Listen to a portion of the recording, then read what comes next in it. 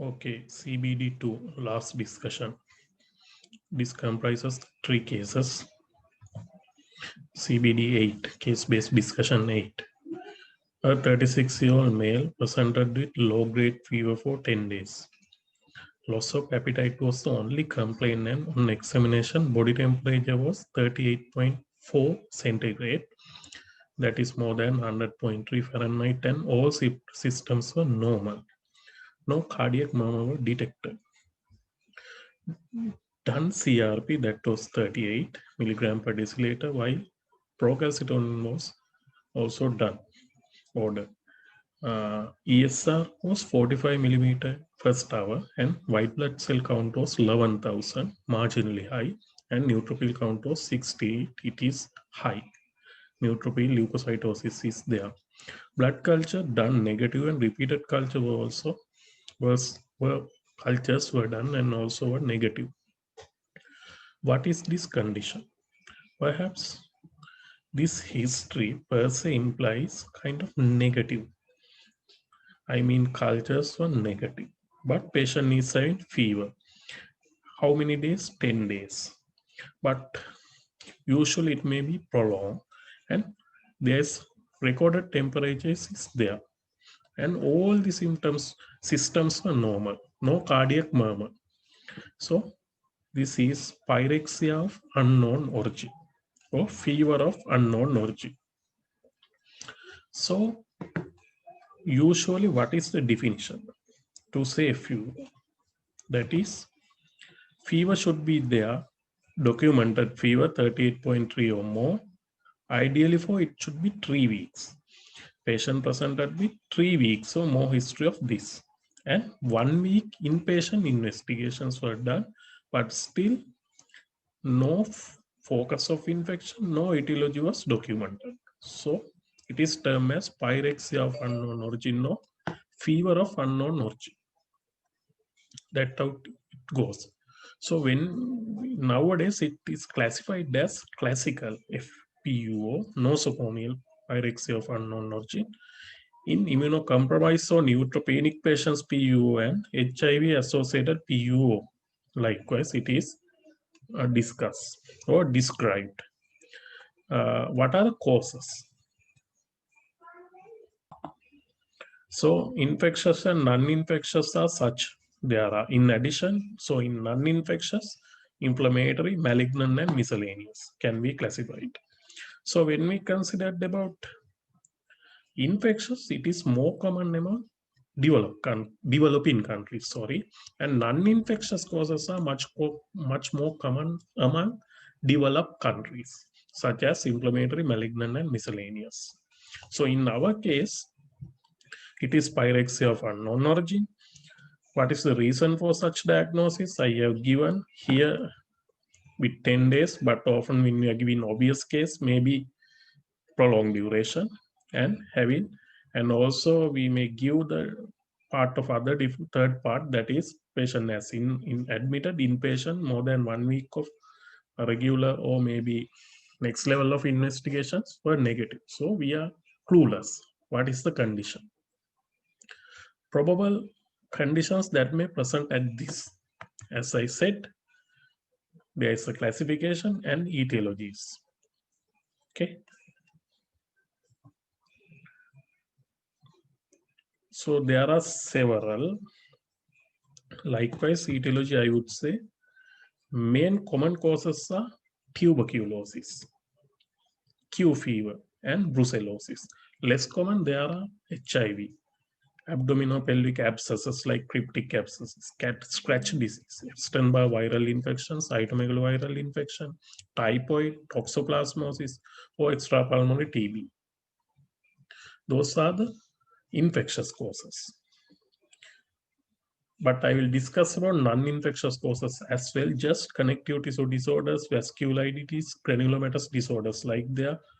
So they are common. Then rheumatoid arthritis, SLE, likewise. Then organ-based infectious causes like subacute bacterial endocarditis, tooth abscesses, chronic sinusitis, Whipple's disease, vascular graft rejection. So depends on the history. Okay, granuloma venerum, like lymphogranuloma venerum. Then tick-borne infections, babesiosis, ehrlichiosis, anaplasmosis, tick-borne relapsing fever, and other regional like histoplasmosis, geographical, coccidioidomycosis, leptospirosis, can be visceral leishmaniasis, and rat bite fever. And malignant and neoplastic causes. And miscellaneous causes are the cirrhosis, thyroiditis, Crohn's disease, pulmonary emboli, hypothalamic syndrome, likewise fever associated, likewise affecting the thermoregulatory center there. So there are a lot of causes. So in here, we did procalcitonin, and also ESR suggestive there's something ongoing is going. CRP also slightly elevated. 6 is the cutoff point. More than 6, it is positive. Neutrophil leukocytosis also suggestive some. And we did the procalcitonin and suggest bacterial etiology because it is more than 0.5. So what further test we required? Perhaps according to the definition, we have done cultures. Maybe we have done urinalysis. Not all the history is put here. So we should do culture, aerobic and aerobic, and repeated cultures. Then we have to do urinalysis, liver function and renal function test, blood picture. We have to exclude HIV while doing HIV serology, imaging studies, including CT, first chest X-ray anterolateral.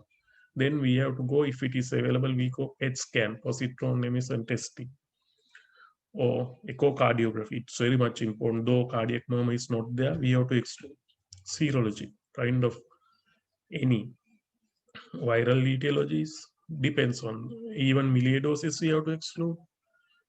If it is, we have, it's a first foremost test in our setup in Sri Lanka. Then we have to think about, is it cytomegalovirus, Epstein-Barr, where I discuss every virus, every bacteria, even Q fever, even extrapulmonary TB. So we can do interferon assays, gamma assays, and Mantoux test. Then molecular diagnostic, thinking about those possible, even gene expert, TB gene expert, so nucleic acid amplification test. Then meanwhile, we have to exclude other non-infectious causes as well. There's another test. It is not commonly done, naproxen test, which we can exclude. Simple, non-invasive, inexpensive test, which differentiate neoplastic from infectious etiologies. So that's how it goes. So bacterial pathogens, as I said, it's there, right? So this could be a common case.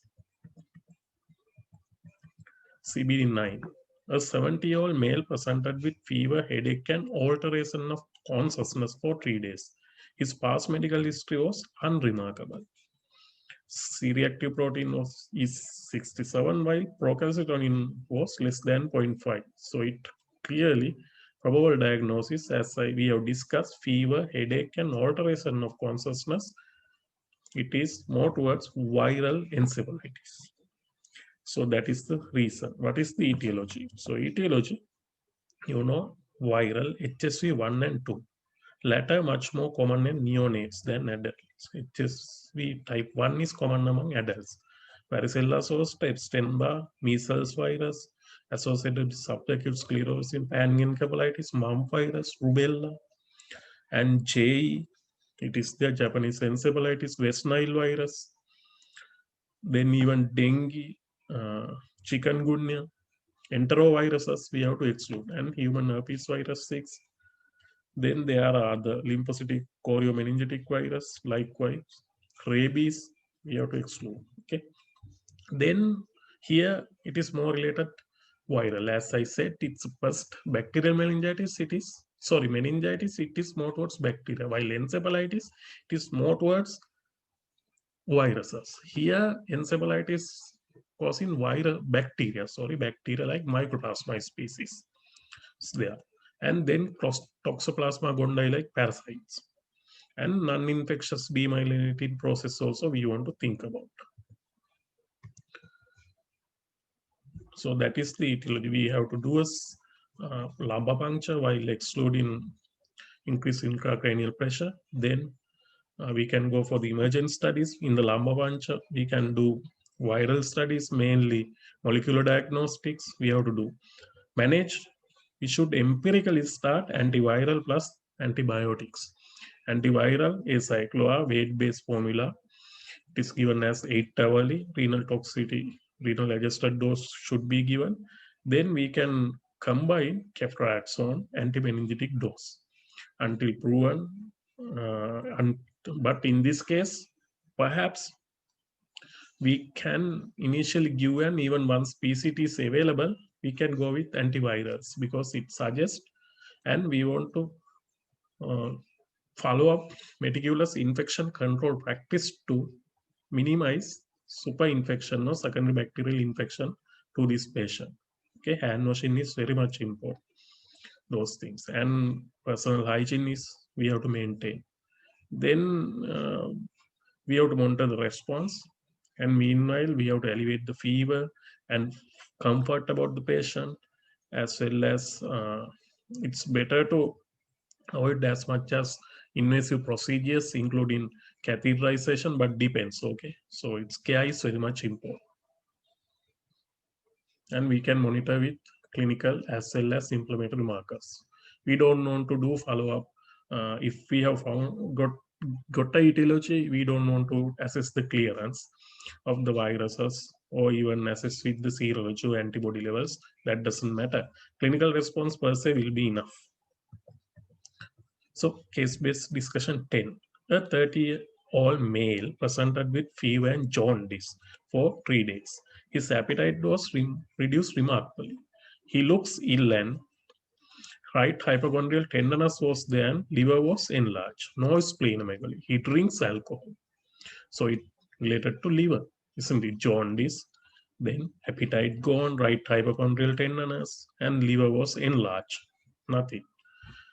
So what additional facts need us? We have to ask him recent travel, because commonest one is the hepatitis A. Has he had any pilgrimage or recent travel to endemic area? Even Sri Lanka also it is there, but higher among India. Then what is the probable diagnosis? Probably it is hepatitis. Proceed with hepatitis A virus.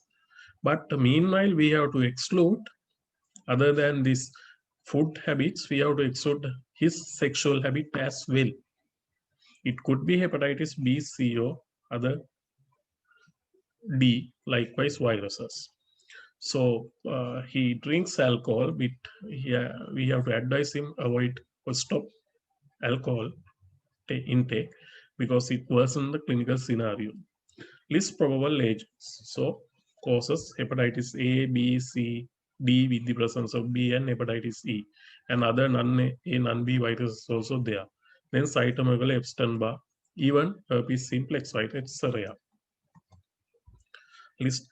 Then how do you arrive? So for that, we have to do hepatitis B surface antigen, hepatitis A, IgM and IgG assays, hepatitis C, then even hepatitis A, B, C, PCRs we can do.